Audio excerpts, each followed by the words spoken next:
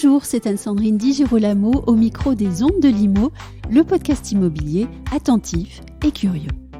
Jérôme Druna, directeur général de l'APAGL, et Emmanuel Di Girolamo, agent immobilier, administrateur de biens et syndic à Roubaix et Paris, sont venus partager à notre micro une nouvelle importante du côté du dispositif Visal. Bon, je n'en dis pas plus, mais vous allez voir, la nouvelle est très sympathique et sa mise en œuvre va permettre d'incarner Visal encore un peu plus.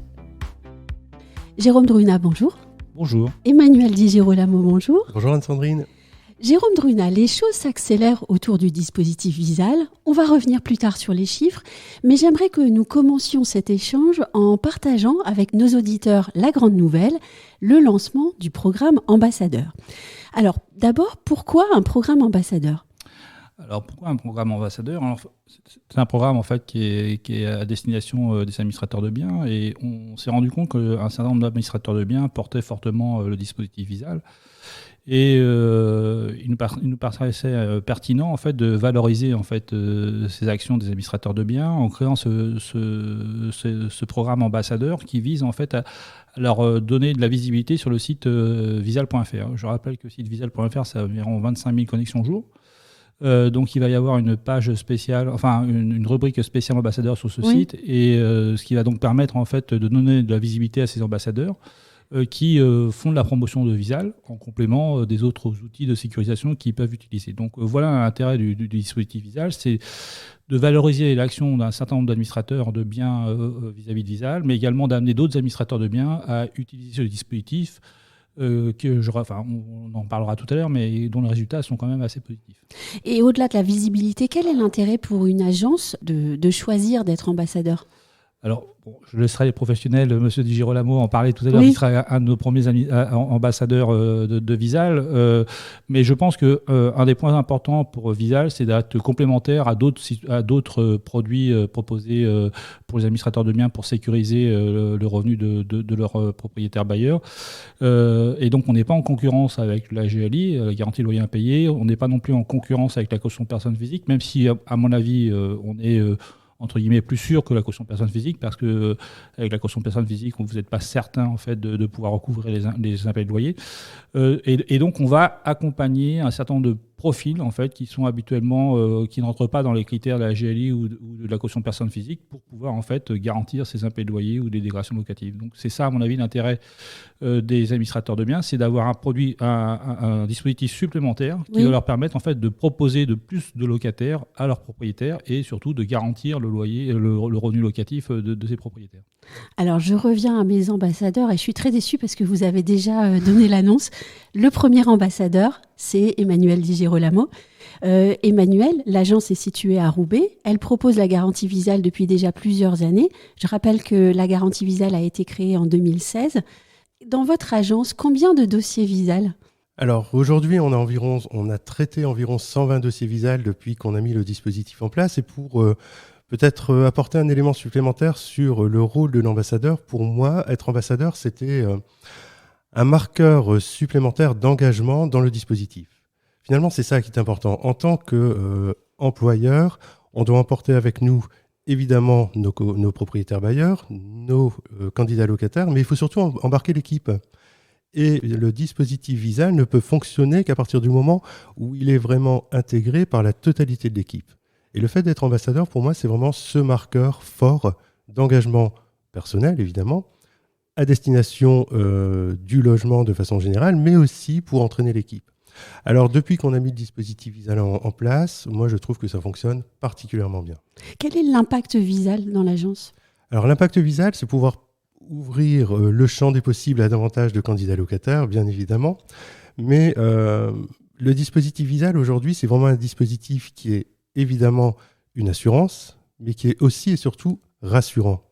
Rassurant pour déjà pour nous en tant que professionnels, mais aussi surtout rassurant pour nos propriétaires. Parce que moi, ce que j'aime beaucoup dans ce dispositif, en plus d'être plus ouvert que sur certaines autres assurances, c'est surtout la démarche que fait le locataire d'être lui-même proactif finalement dans la garantie qu'il va proposer à son futur propriétaire. Et ça, c'est intéressant parce que c'est lui qui va faire la démarche d'aller s'inscrire, remplir la totalité des points qu'on lui demande de remplir et venir avec son visa. Et côté management, comment est-ce qu'on emmène les salariés pour prendre cette habitude de parler de Visale ? Alors on les emmène justement en essayant de leur dire le plus souvent, écoutez les candidats locataires qui entrent. Le profil n'est pas forcément celui auquel vous étiez habitué auparavant, mais pour autant, il peut fonctionner. Et surtout, prenez le temps parfois de vous asseoir avec le candidat locataire et parfois l'aider à faire son visa. À l'agence, ça arrive très souvent. Jérôme Druna, Visale, ce sont des annonces qui sont faites très régulièrement avec des cas passés et des bonnes nouvelles. Au mois de septembre 2022, la barre des 820 000 bénéficiaires de la garantie Visale a été dépassée. Où est-ce qu'on en est en ce moment, en ce début du mois de décembre, et où est-ce que vous espérez aller pour 2023 ? Alors, je peut-être juste avant rebondir sur ce que je viens de dire. En fait, effectivement, il ne faut pas oublier le rôle social de Visale, et c'est une manière aussi de valoriser le travail de chacun. Ce rôle social est très important pour Visale et très important pour les partenaires sociaux d'Action Logement, en fait, qui portent ce dispositif. Et je vais rappeler simplement un chiffre, 79% des contrats Visale n'auraient été pas signés sans Visale. Et sachant les profils qui sont portés par Visale, on voit bien que l'accès au logement, en fait, Visale porte cet accès au logement de manière très importante. Alors, pour répondre à votre question, oui, en 2022, on pense faire autour de 280 000 contrats.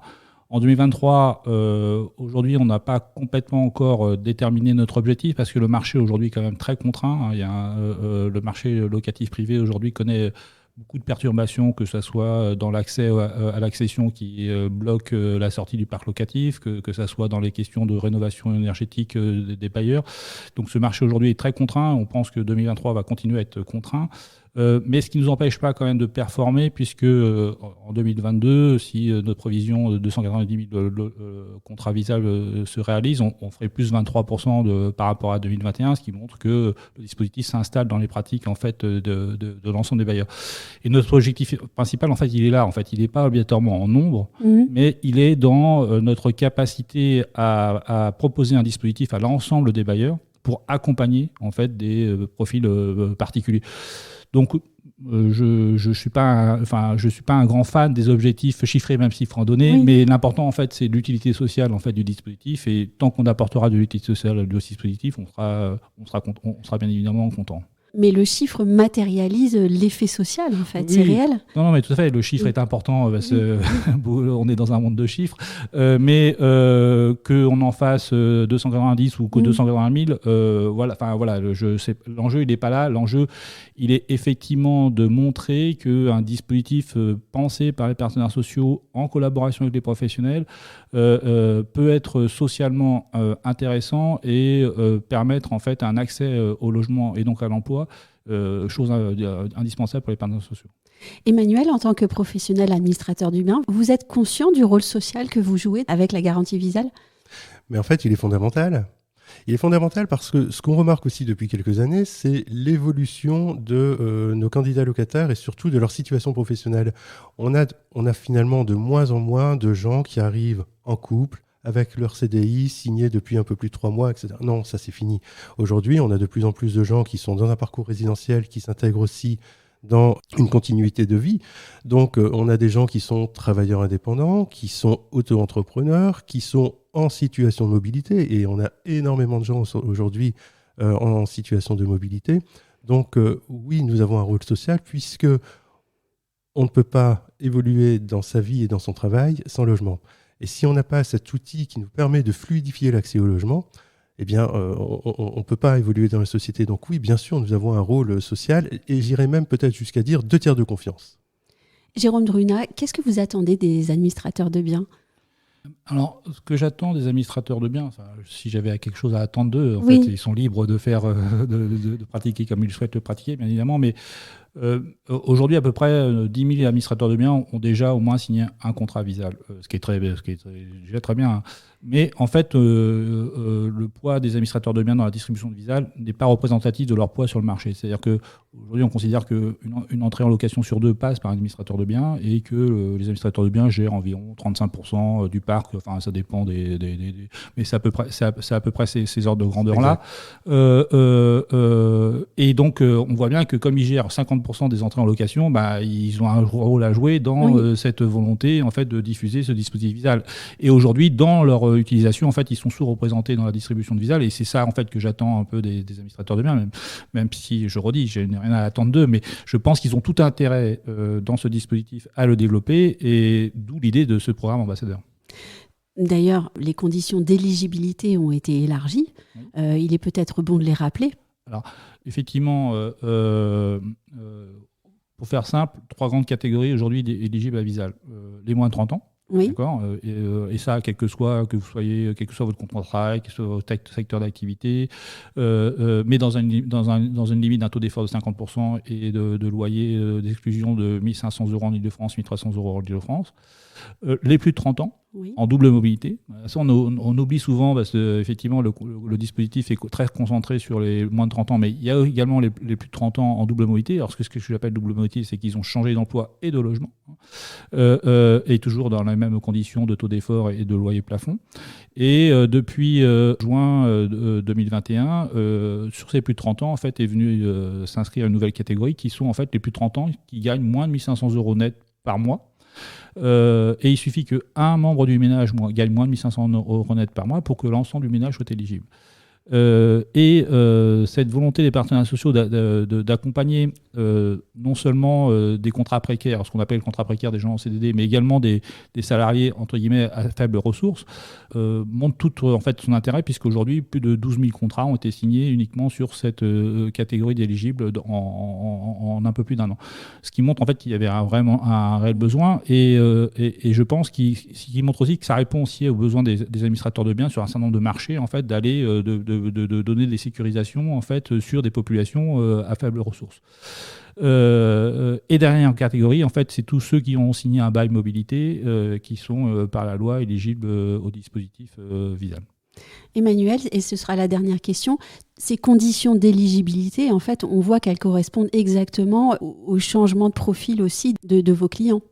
Et finalement, c'est une bonne nouvelle parce que ça va vraiment dans la continuité de ce que je disais tout à l'heure. C'est-à-dire qu'on a une société qui évolue très très vite, et par définition, l'immobilier a un côté immobile, ou en tout cas, la difficulté de l'immobilier, c'est qu'on travaille sur des temps longs, et avoir des partenaires qui nous proposent justement des temps adaptés, pour moi, c'est vraiment une très très bonne nouvelle.